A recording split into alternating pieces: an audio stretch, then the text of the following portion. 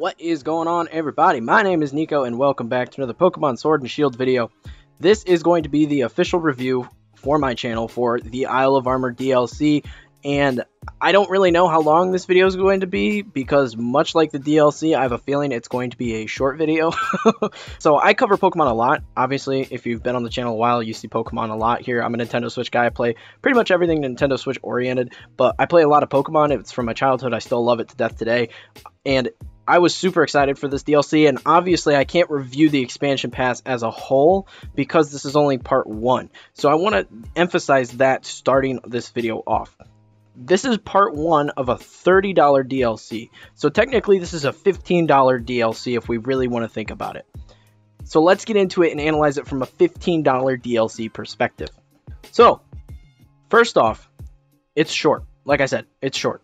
That's all there is to it. The Isle of Armor is very short DLC. It took me only about 3 to 5 hours actually going through and doing all of the dojo stuff and completing the main campaign and getting the end screen. But I had a good time with it. It was about what I expected it to be for this DLC pack. I've heard that the Crown Tundra is going to be a lot larger and have a lot more content than this, have a lot more kind of end game content than this DLC pack. But I'm a little disappointed in what's left after you beat the campaign in this one, because there's not a whole lot. You can go and find those Digletts that are all over the place. Those are basically the end game. Find all the Digletts, catch all the Pokemon for the Pokedex, and battle or shiny hunt, basically. There's not a whole lot else to do outside of that. There are new raid dens and stuff all over the place, and the one thing that I love the most about this is it's all wild area. There are no routes, there are no like linear paths. It's all wild area, so there's wild Pokemon running around everywhere. It just is the way it should be. However, just like in the base game, the wild area lags all to hell. The wild area lags super bad, especially when you connect to the internet. It is atrocious how poorly this game runs when you're connected to the internet, and that sucks. I was kind of hoping they would release a patch that would kind of fix this problem with the DLC release, but this is not the case, sadly, which does blow. But yeah, I love the fact that we got more wild area. I thought with the base game there should have been more wild area, but getting it as DLC content I'm fine with, especially for the $15 price tag. All in all, what we got regarding the price for $15 and then $15 for the next DLC coming in the fall, I'm pretty happy with what we got here for the most part. A couple things I am disappointed about. One was the frame rate, obviously, and the second being we did not get a lot of new Pokemon. I was really hoping we'd get some surprise new Galarian forms here and there. That was not the case, which is really disappointing and makes me worry about the Crown Tundra, thinking we may not get as many Galarian forms in that one as well, and just more returning Pokemon, which is fine. I love seeing returning Pokemon, but I would have loved to see some additional Galarian forms, because I love Galarian Slowbro. It's a really cool Pokemon, but that being the only Galarian form in this expansion, and then adding Kubfu and Urshifu as the other two only new Pokemon in this DLC, was a little disappointing. I was really hoping to see a lot more. Granted, like I said, they brought back a lot of old Pokemon, and a lot of the Alolan forms are now obtainable in the game, but it was still just a little disappointing to not see more new Pokemon. In terms of the challenge of this DLC, I was not happy at all.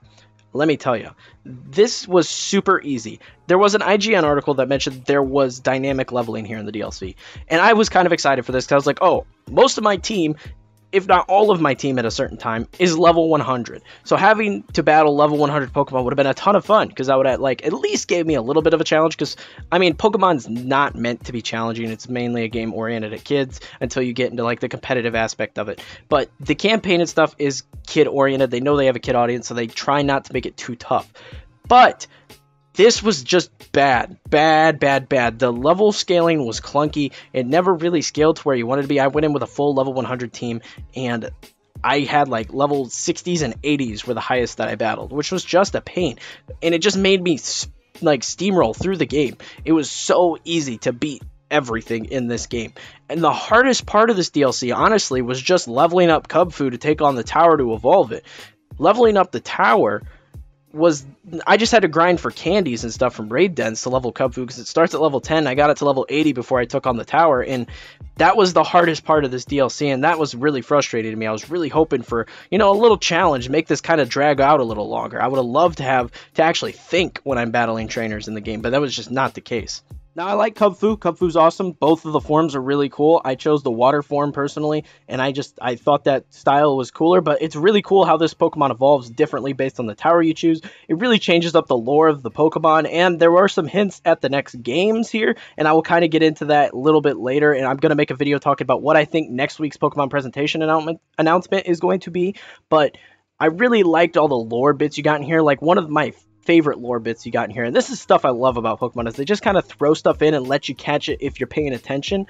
And that was when you got to pick between Gigantamax Bulbasaur and Gigantamax Squirtle, and you didn't get to choose Gigantamax Charmander. And if you stopped and thought about it for a second, you would have realized it's because Leon trained here at this dojo, meaning he had the same choice, and he got to pick the Charmander, which is his partner Pokemon now. So just those little lore bits added here and there are really awesome, and I appreciate them here in the Isle of Armor.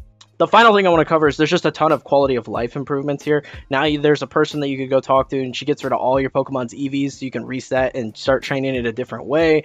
There's things like the Cramomatic, where you can get new Pokeball types and items and stuff like that, which is really cool. And then the Max Soup, which is one of my favorite things, is you can turn any Pokemon aside from Melmetal that has a Gigantamax form into that Gigantamax form. So I took my shiny Charizard with solar power, and I turned it into a shiny Gigantamax Charizard with solar power using the Max Soup functionality, which I just thought was super awesome. It makes getting Gigantamax Pokemon way easier. It's definitely going to decrease the amount of people that are like farming the raid dens and like rigging the game and changing their date and stuff to get the raid dens.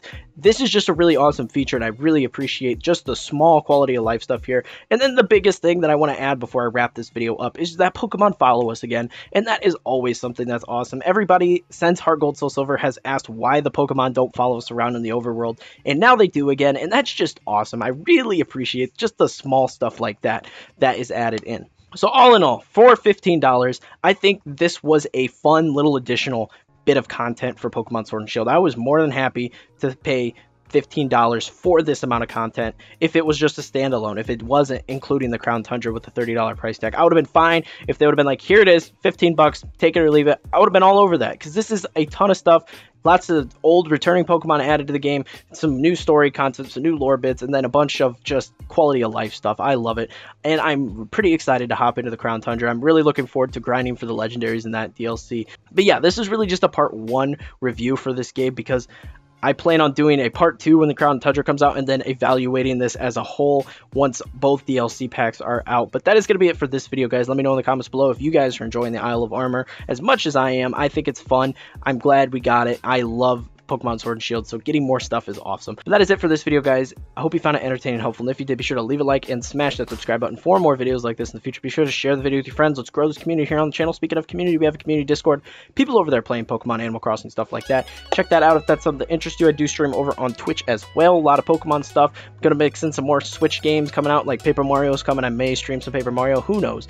But check that out if that's something that interests you. All my other social medias are on screen here at this point, so if you're interested in keeping up with me, this channel, the second channel, the stream, anything like that, be sure to check me out there as well. But like I said, that's all I have for you guys today. Thank you so much for watching. I'll see you all in the next video.